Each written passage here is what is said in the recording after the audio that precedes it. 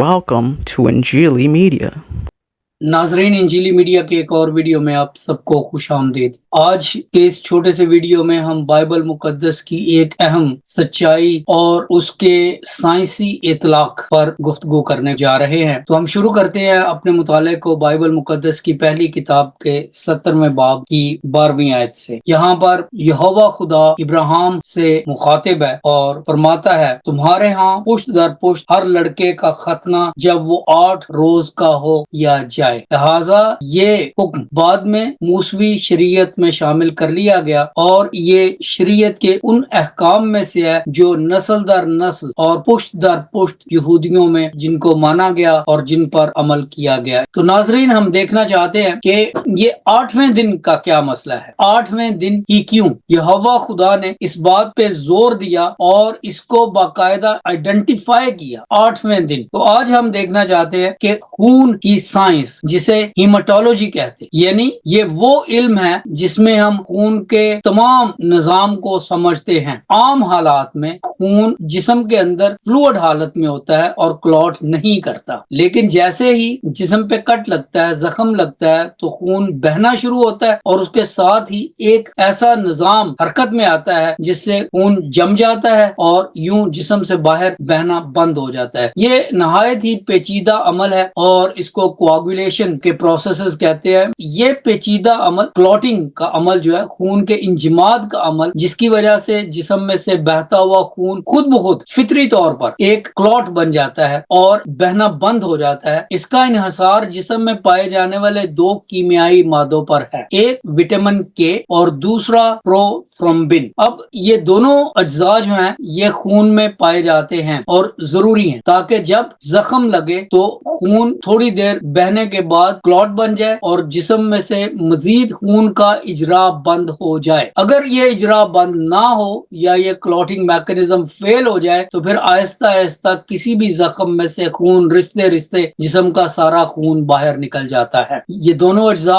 यानी प्रोथ्रोम्बिन और विटामिन के इंसानी जिस्म में जिगर में बनते हैं और ये हर इंसान में पाए जाते हैं। जिनमें नहीं पाए जाते उनमें ब्लीडिंग के प्रॉब्लम्स होते हैं। जब बच्चा माँ के पेट में होता है, माँ के रहम में होता है, तो बहुत से मादे, बहुत से केमिकल्स, बहुत से सब्सटेंसेस जो है वो माँ के खून में से प्लेसेंटा के जरिए बच्चे के खून में चले जाते हैं और उसके जिस्म में मौजूद होते हैं। लेकिन चंद ऐसे सब्सटेंसेस हैं, चंद ऐसी चीजें हैं, कीमियाई अज्जा हैं जो बच्चे के जिस्म में माँ के खून से नहीं दाखिल होते। They can not cross the placental barrier. उन अज्जा में से एक केमिकल ऐसा है जिसे हम विटामिन के कहते हैं। विटामिन के की दरियाफ्त 2 साइंसदानों ने की और फिर ये साबित किया कि विटामिन के वो कीमियाई जुज्व है जिसकी वजह से ब्लड क्लॉटिंग होती है। यानी जब जख्म लगता है तो उसके बाद खून बहने के बाद खुद खुद कुछ देर के बाद रुक जाता है, जम जाता है, इंजमाद हो जाता है खून का। तो ये उनकी तहकीक थी और उन्होंने विटामिन के को दरियाफ्त किया। विटामिन के क्लॉटिंग के लिए बहुत जरूरी है, इसके बगैर खून जमता नहीं। मगर ये विटामिन माँ के खून में से बच्चे के खून में नहीं आ सकता। It can not cross the placental barrier. लिहाजा जब बच्चा पैदा होता है तो उसके जिस्म में विटामिन के नहीं होता। ये विटामिन नौमौलूद बच्चे के जिस्म में 5वें से 7वें दिन में बनना शुरू होता है, फिर आहिस्ता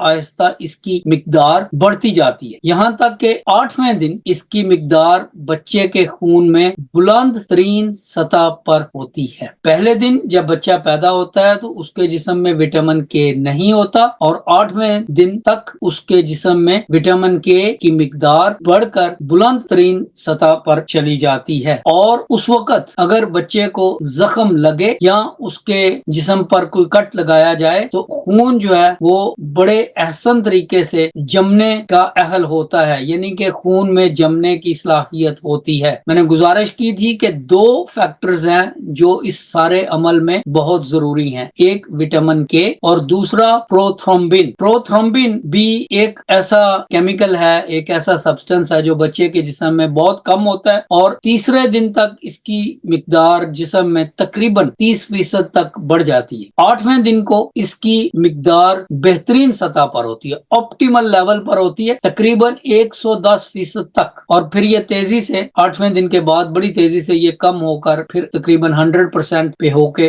तो स्टेबल हो जाती है। और ये चीज मेडिकल साइंस ने साबित की है। This is a haematological fact. अब बुनियादी बात यह है कि 8वें दिन बेहतरीन वक्त होता है जब बच्चे का खतना किया जा सके, इसलिए क्योंकि खतने में नर बच्चे का, लड़के का जब खतना किया जाता है तो उसकी वजह से खून बहता है, उसका इंजमाद होना जरूरी है और उसके बेहतरीन चांसेस जो है वो 8वें दिन होते हैं, जैसे कि पैदाइश 17 बाब की 12वीं आयत में हमें बताया गया है। अब ये सारी बातें जो है इनको आप चेक कर सकते हैं। बाज लोग जो है वो खतना जो है पहले, दूसरे, तीसरे दिन करना चाहते हैं। ऐसी सूरत में विटामिन के का इंजेक्शन लगाया जाता है और मेडिकल लिटरेचर में बहुत सी ऐसी मिसालें मौजूद हैं जब विटामिन के बगैर पहले दिन या दूसरे दिन जब खतना किया गया तो खून बंद नहीं होता, हेमरेजिंग शुरू हो जाती, खून रिसता है बल्कि बहता है और बच्चे की जान को खतरा होता है। ये खतरा 8वें दिन ना होने के बराबर होता है, तवक्ते के उसमें कोई और हीमेटोलॉजिकल खून का कोई और मसला ना हो। आमतौर पर 8वें दिन को प्रोथ्रोम्बिन भी अपने